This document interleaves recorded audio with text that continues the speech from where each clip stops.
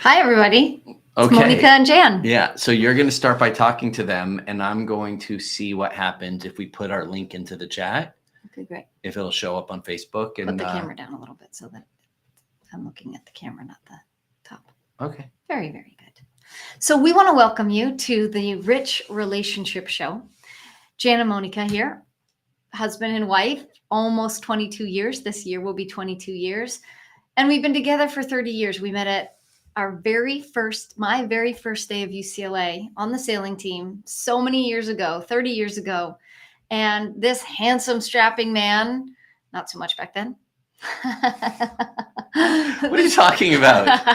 Just trying to get a rise out of you. Okay. This handsome, strapping man, we were friends. We're kind of acquaintances, sailed together, we're on boats together. And then one day we realized over a party that maybe we have a lot more in common than we know.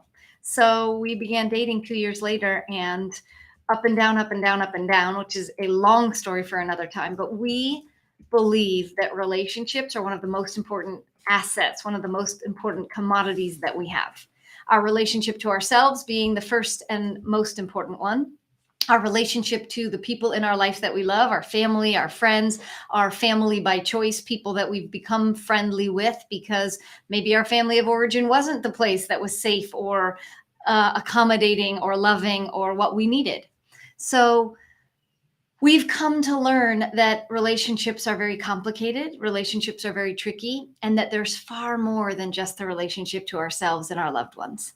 There are also amazing relationships to nature, to our jobs, to success, to money, to the way we look, to the way we feel, to the way people treat us. We have so many relationships that sometimes we don't realize how much all of that is bombarding the way we interact, the way we see ourselves, the way that we feel, the way that we make decisions in our life. So Jan and I are on a mission to eradicate self-inflicted suffering, to have people stop feeling like they're failures, they're bad, this shouldn't happen, they signed up for the wrong life, and to give people access to loving themselves, forgiving themselves, have compassion for themselves so that they can heal those parts inside, those voices inside, the little one inside that may not realize just how much is impacting how you do life, how you see yourself in the world. So we are on that mission to eradicate self-inflicted suffering. And we know when you stop suffering that you have more access to love, you have more fun, you're more magnetic, you're more attractive to all the things that you may want or that you may long to feel and be in your life. So I thought it would be really fun to say a little bit about the idea of the concept of be, do, have, Okay. or have, do, be. Okay. And then I also wanted to share a little story about a coaching session that I had that I think was a very important and very valuable lesson. All right. I'm here. I'm listening. So do you want to start with the be, do, have conversation? Sure. Okay, great. Okay. Well, so the conversation about be, do, have is that most people in our experience live life out of order. So what do we mean by that? Is most people feel like I need to do something in order to be something, and then I'll finally have what I want. Yeah, the outcome or what we love or what we want. Is it do, have, be, or do, be, have? Now I'm confused. Do, be, have. Okay, thank you. Mhm. And it's like, okay, what do I want to have the relationship that I want. I want to have the job that I want. I want to have all of these things. Yeah, And I want to have either inner desires or outer desires, successes, things that I want to achieve or accomplish. Yeah. So for example, I used to be in the entertainment industry. And what did I want to have is I wanted to sell a lot of TV shows. Oscar. Yes. And I wanted to have a successful career. So what did I think I needed to do is I needed to do the work to sell shows. And sacrifice your time and sacrifice time with me and sacrifice your family and give to something because you knew that if you worked so hard on the front end that there would be this beautiful back end opportunity, right? Yeah. So, but what I needed to do was I needed to sell TV shows. So I would call up executives at a studio and say, introduce myself and, try and set up a meeting so that we could pitch shows. And I would be so nervous. Yeah. I'd be so nervous because I hadn't produced a lot of TV shows. I didn't have the title. Like if I was talking to someone who's like a manager of development, no problem. A director of development, no problem. A VP of development, a little nervous. President of development or production, very nervous. And then when the actor came in, the person that you really wanted to see the vision of the show you may have been pitching, super, super, super nervous. Yeah. And so I was nervous because I just said, boy, if I had more credits, if I had more experience, if I had these things, then I wouldn't be nervous. And then as a result, I would sell more TV shows. So I needed to do these things, make these calls. And then, it's do have be. Then I would have all the results that I wanted. And then I would be confident. Mm-hmm. And what we say is, what if you could do it backwards? What if you could start with how you are being? And if I could just be confident, mm-hmm. then what would happen? And excited and joyful and enthusiastic. Yeah. Mm-hmm. And then I would do these things differently.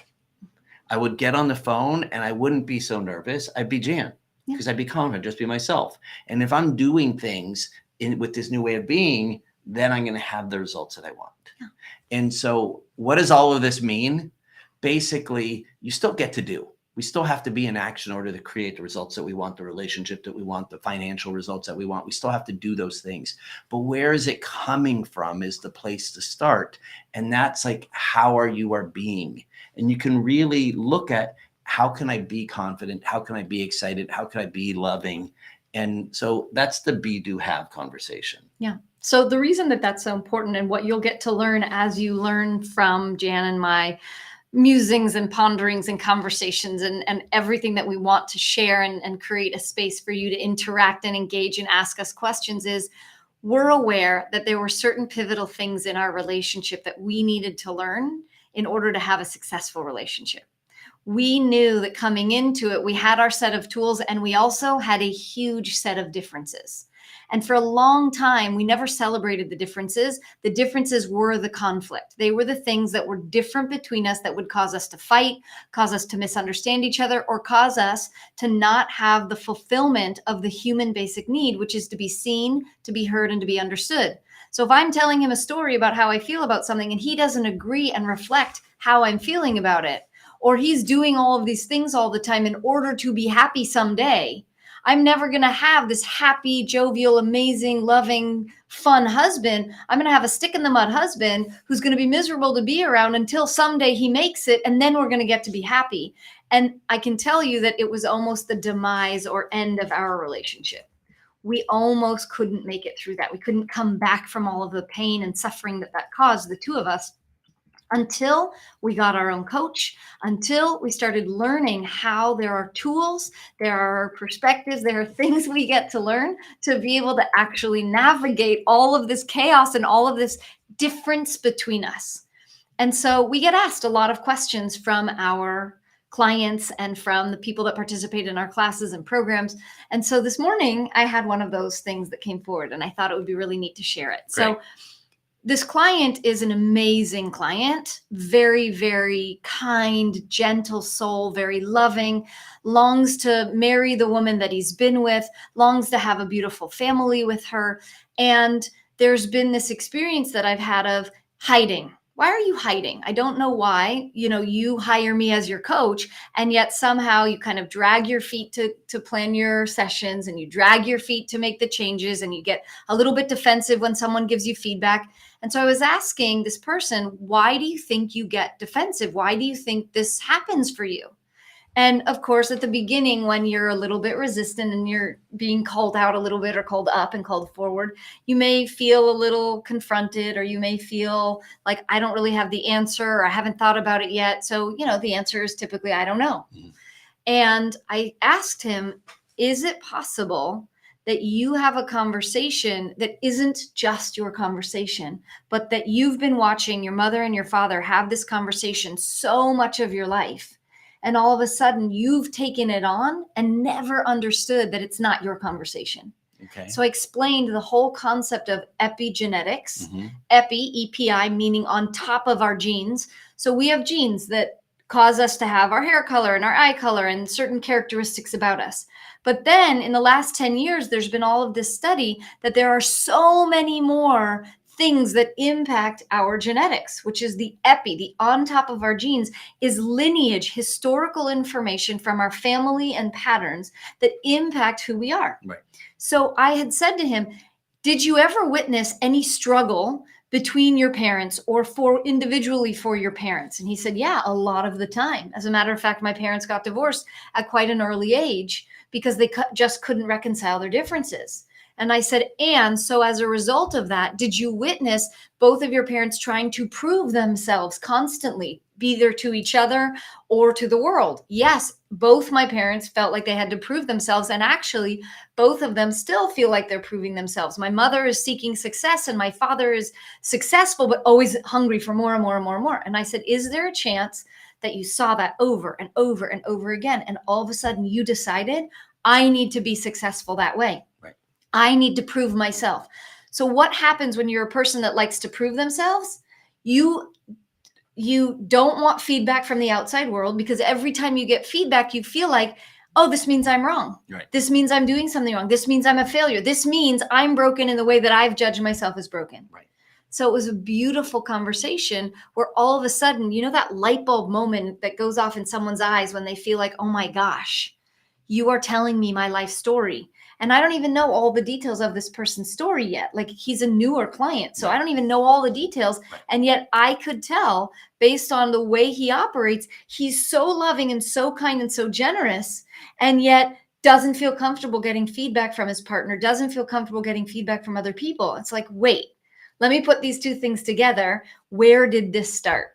So now he and I are in this beautiful inquiry all about, okay, where in your life did you make decisions based on other people's opinions and actions?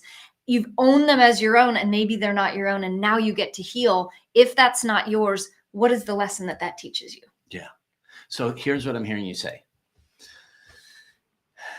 A lot of times you'll see one of us will tell a story, and then we'll share our perspective, because we'll kind of like filter it down what I heard, what I heard out of that. Yeah. And so what I heard out of that is, here's a guy who wants something, but isn't necessarily doing the things in order to have that. Yes.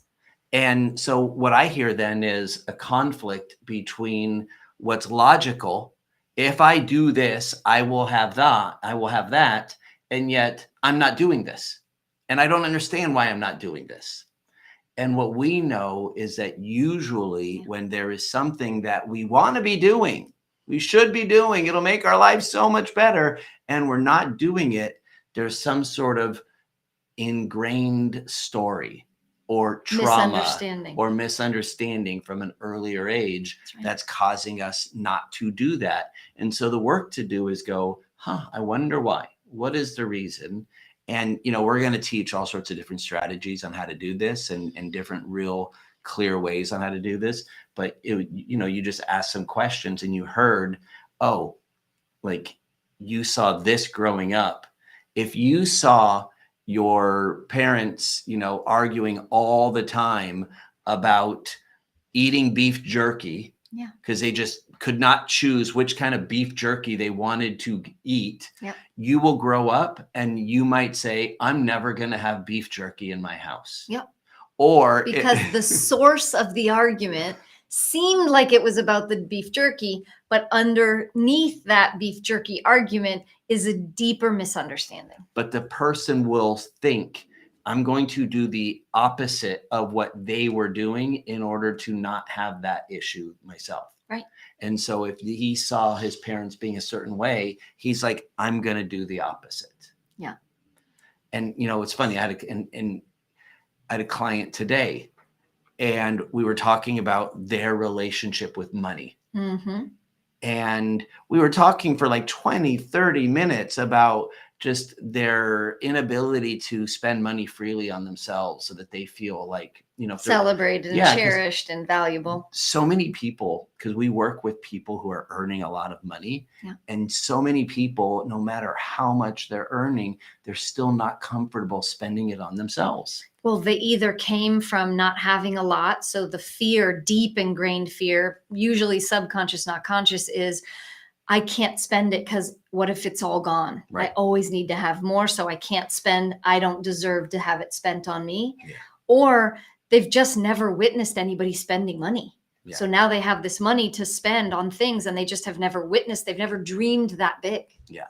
So I asked this person, I said, you know, what was the relationship regarding money growing up? Yeah. And it was like, oh, my parents argued about it all the time. Of course they did. And it's like, we've been talking for like 20, 30 minutes here. And I'm like pulling teeth. Like it's like, how is that not one of the first things? But people don't know to go into the past and go, That's right. where did I learn this? Yes. Like, I'm doing this. I wonder if this is a learned behavior. It's like, it is, because you're born blank. You're born this beautiful, loving, beautiful, happy soul. That's how most kids typically are born. If they've been fed and if they've gotten sleep and they're clean, then they're happy. That's how our natural default, our default way of being. And so when we're not being that way, it's often because we've learned it along the way. And so it's like we get to look at our past to go, where did we learn this? Where did we learn that it is a good idea to do it this way because it'll create a result that I want? And maybe what we learned wasn't the truth. And maybe it wasn't accurate. And maybe it wasn't the best strategy. Well, maybe what we learned also was their response to what they learned, and then their response to what they learned. So by the time we learn the lessons and people are modeling it, it's 3, 4, 5 generations of misunderstood, trying to survive, trying to make ends meet, trying to make it work, trying to figure it out. And, you know, not that many years ago, 4 generations back, Great Depression, war torn, very, very different lifestyle than what we are experiencing. So we're in this time, in this age where we're so blessed and so grateful, even though there's really challenging, horrible things happening in many parts of the world right now. For many of us, especially in the United States, we have it pretty darn good. So we don't realize that we carry the weight, the epigenetics, the experience, the memories, the deep-seated memories in our subconscious. Yeah. So if we were to sign off now, okay? Yeah. I feel like, are we wrapping up? Yeah. Okay. Yeah. So if we're wrapping up, what is the thing that you want to leave people with from this conversation? There are 2 things. The first thing is that living a life where it's have, do, be versus a life where it's be, do, have, where you get to have what you want by being the person that will attract that, and then doing some of the things in that state, demonstrating those qualities and those expressions of character, then you'll have beautiful outcomes.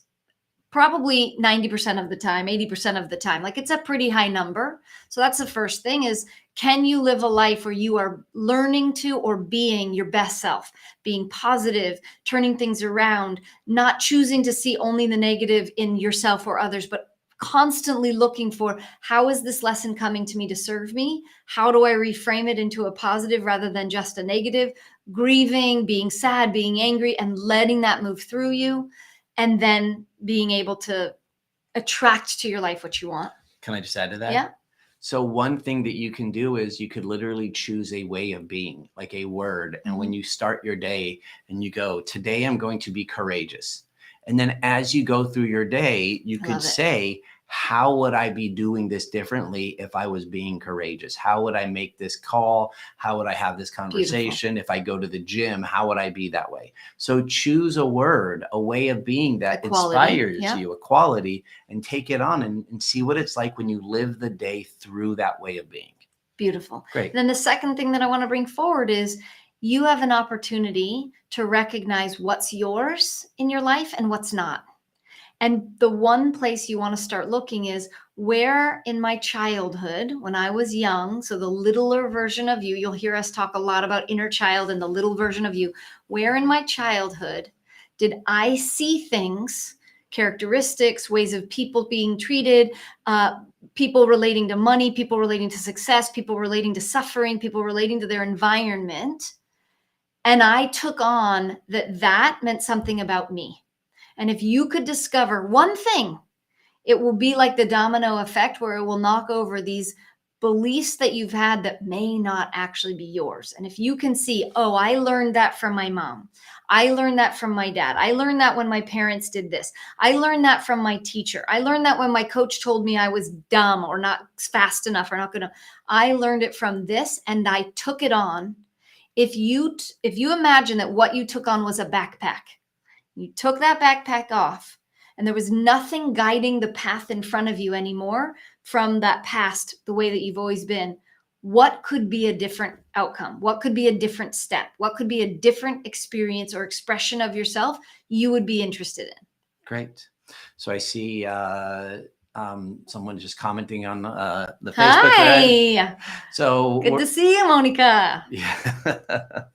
And so if we're new to this here, so I think, I'm not sure how you do this on Facebook, but if you go to YouTube, there should be a button there where you can get notified whenever we go live. We're going to be going live a lot. Yes. So glad that you're here. If you're watching it live right now. Oh, yeah. Hello, hey, Sarah. Friends. Good to see you. Yep. Love that you're here. Thank you for being here. Yep. So we're going to be doing this a lot. And we're also going to be having people come on so that we can talk to you, so that it's even more interactive. And so thank you all for being here today. And we'll see you again soon. Yes. Thank you for joining the Rich Relationship Show. Bye. We'll see you soon.